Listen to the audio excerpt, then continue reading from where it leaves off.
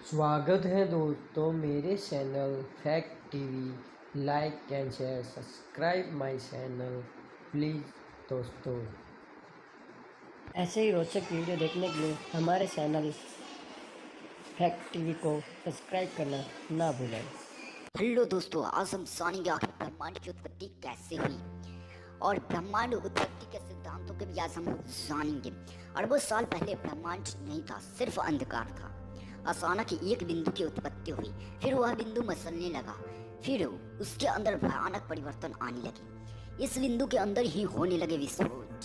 शिव पुराण मानता है कि नाद और बिंदु के मिलन से ब्रह्मांड की उत्पत्ति हुई। नाद अर्थात ध्वनि और बिंदु अर्थात प्रकाश। इसे अनहद या अनहद की ध्वनि कहते हैं, जो आज भी सतत जारी है। इसी ध्वनि को हिंदुओं ने ओम के रूप में व्यक्त किया है। ब्रह्म प्रकाश स्वयं प्रकाशित है, परमेश्वर का प्रकाश। सृष्टि के आदिकाल में न सत्य था न असत्य, न वायु थी न प्रकाश, न मृत्यु थी न अमरता, न रात थी न दिन। उस समय केवल वही था जो वायु रहित स्थिति में भी अपनी शक्ति से सांस ले रहा था। उसके अतिरिक्त कुछ भी नहीं था। ब्रह्मांड और आत्मा यह तीन तत्व है। ब्रह्म शब्द ब्रह्म धातु से बना है, जिसका अर्थ बजना या फूट पड़ना होता है। ब्रह्म वह है जिसमें से संपूर्ण सृष्टि और आत्माओं की उत्पत्ति हुई है, या जिसमें से ये फूट पड़े हैं। विश्व की उत्पत्ति, स्थिति और विनाश का कारण ब्रह्म है। जिस तरह मकड़ी स्वयं में से जाले को बुनती है, उसी प्रकार ब्रह्म भी स्वयं ही विश्व का निर्माण करता है। ऐसा भी कह सकते हैं कि नृत्यकार और नृत्य में कोई फर्क नहीं। जब हम नृत्यकार का नृत्य देखेंगे तभी एक नृत्य का अस्तित्व है। इसलिए हिंदुओं ने ईश्वर के होने की कल्पना अर्धनारीश्वर के रूप में की, जो नटराज है। इसे इस तरह भी समझे, पूर्व की तरह वाली नदियां पूर्व की ओर बहती हैं और पश्चिम वाली पश्चिम की ओर बहती हैं। जिस तरह समुद्र से उत्पन्न सभी नदियां अमुक अमुक हो जाती हैं, किंतु समुद्र में ही मिलकर वे नदियां यह नहीं मानती, किंतु समुद्र में ही मिलकर वे नदियां यह नहीं जानती कि मैं अमुक नदी हूँ। इसी प्रकार सब प्रजा भी सत्य से उत्पन्न होकर यह नहीं जानती कि हम सत्य से आए हैं। वे यहाँ व्याघ्र से भेड़िया वराह कीट पतंगा वर डांस जो होते हैं वैसा ही फिर हो जाते हैं। यही अनुरूप वाला आत्मा जगत है। महाआकाश व घटा आकाश। ब्रह्म स्वयं प्रकाश है, उसी से ब्रह्मा प्रकाशित है। उस एक परम तत्व ब्रह्म में से ही आत्मा और ब्रह्मा का प्रस्फुटन हुआ। ब्रह्म और आत्मा में सिर्फ इतना फर्क है कि ब्रह्म महाआकाश है, जो आत्मा घटाकाश है। घटाकाश अर्थात मटके का आकाश। ब्रह्मा से बद्ध होकर आत्मा सीमित हो जाती है और इससे मुक्त होने की मोक्ष है। उत्पत्ति का क्रम। परमेश्वर से आकाश अर्थात जो कारण रूप द्रव्य सर्वत्र फैल रहा है, उसको इकट्ठा करने से अवकाश उत्पन्न होता है। वास्तव में अवकाश की उत्पत्ति नहीं होती, क्योंकि बिना अवकाश के प्रकृति और परमाणु कहाँ ठहर सके, और बिना अवकाश के आकाश कहाँ हो। अवकाश अर्थात यहाँ कुछ भी नहीं है और आकाश जहाँ सब कुछ है। पदार्थ के संगठित रूप को जड़ कहते हैं और विघटित रूप परम अणु है। इस अंतिम अणु को ही वेद परम तत्व कहते हैं, जिसे ब्रह्माणु भी कहा जाता है, और श्रमण धर्म के लोग इसे बुद्धत्व कहते हैं। भस्म और पत्थर को समझे। भस्मीभूत हो जाना अर्थात पुनः अणु वाला हो जाना। आकाश के पश्चात वायु, वायु के पश्चात अग्नि, अग्नि के पश्चात जल, जल के पश्चात पृथ्वी, पृथ्वी के औषधि, औषधियों से अन्न, अन्न से वीर, वीर से पुरुष अर्थात शरीर उत्पन्न होना। इस ब्रह्म की दो प्रकृतियां हैं, पहली अपरा और दूसरी परा। अपरा को ब्रह्मा कहा जाता है, परा को चेतन रूप आत्मा। उस एक ब्रह्म ने ही स्वयं को दो भागों में विभक्त कर दिया, किंतु फिर भी वह अकेला बचा रहा। पुण्य से पुण्य निकालने पर पुण्य की शेष रह जाता है, इसलिए ब्रह्म सर्वत्र माना जाता है और सर्वत्र से अलग भी उसकी सत्ता है। त्रिगुणी प्रकृति, परम तत्व से प्रकृति में तीन गुणों की उत्पत्ति हुई, सत्व, रस और तम। ये गुण सूक्ष्म तथा अतिद्रव्य है, इसलिए इसका प्रत्यक्ष नहीं होता। इन तीन गुणों के भी गुण हैं, प्रकाशत्व, चतत्व, लघुत्व, गुरुत्व आदि। इस गुणों में भी गुण है। अंततः स्पष्ट है कि यह गुण द्रव्य रूप है। द्रव्य अर्थात पदार्थ, पदार्थ अर्थात जो दिखाई दे रहा है और जिसे किसी भी प्रकार का सूक्ष्म यंत्र से देखा जा सकता है, महसूस किया जा सकता है या अनुभूत किया जा सकता है। ये ब्रह्मा या प्रकृति के निर्माण नक तत्व है। प्रकृति से ही महत्व उत्पन्न हुआ, जिसमें उत्पन्न गुणों की साम्यता और प्रधानता थी।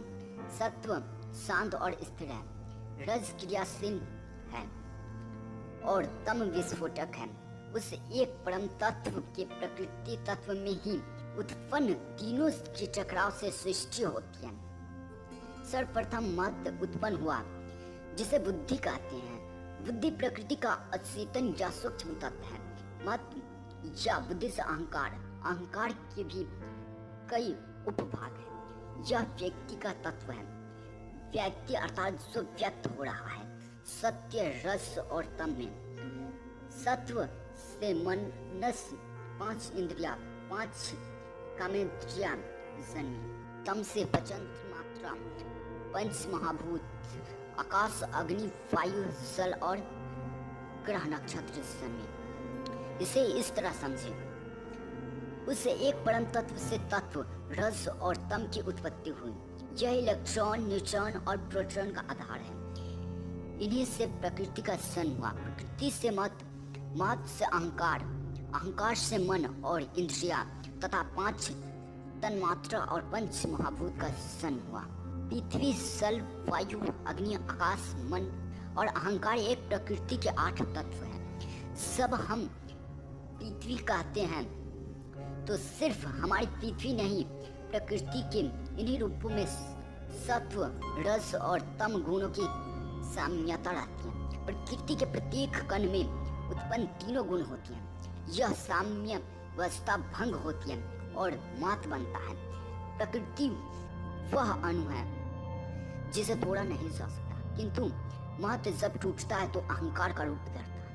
अहंकारों से ज्ञानेंद्रिया, कामेंद्रिया और मन बनता है। अहंकारों से ही तन्मात्रा भी बनती है और उनसे ही पंच महाभूत का निर्माण होता है। बस इतना समझ लीजिए कि महत्व ही बुद्धि है।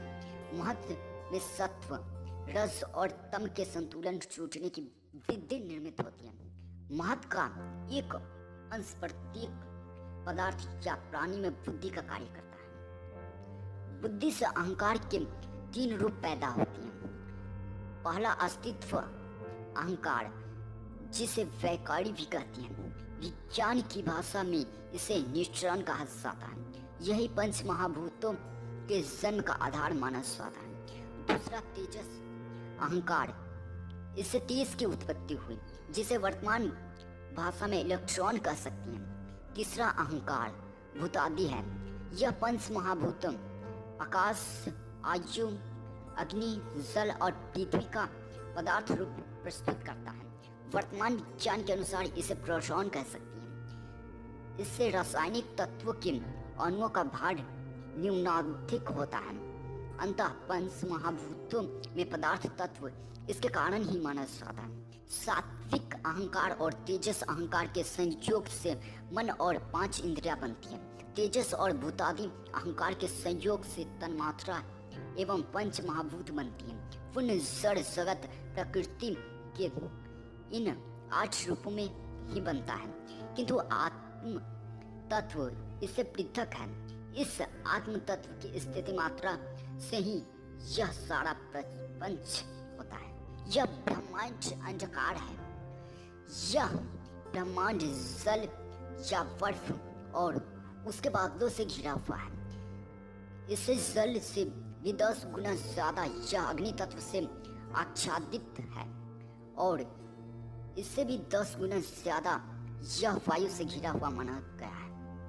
वायु से 10 गुना ज्यादा यह आकाश से घिरा हुआ है और यह आकाश जहाँ तक प्रकाशित होता है वहां से यह 10 गुना ज्यादा तामस अंधकार से घिरा हुआ है और यह तामस अंधकार में अपने से 10 गुना ज्यादा महत्व से घिरा हुआ है और महत्व उस एक असीमित, अपरिमेय और अनंत से घिरा हुआ है। उस अनंत से ही पुण्य की उत्पत्ति होती है और उसी से उसका पालन होता है और अंततः यह ब्रह्मांड उस अनंत में ही लीन हो जाता है। प्रकृति का ब्रह्म में लय हो जाने की प्रलय है।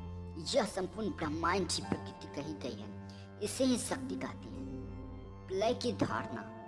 पुराणों में प्रलय के 4 प्रकार बताए गए हैं: नृत्य, नैमित्तिक, द्विपात और प्राकृत। प्राकृत का महाप्रलय सब ब्रह्मा का दिन उदय होता है, तब सब कुछ अव्यक्त से व्यक्त हो जाता है और जैसे ही रात होने लगती है सब कुछ वापस आकर अव्यक्त में लीन हो जाता है।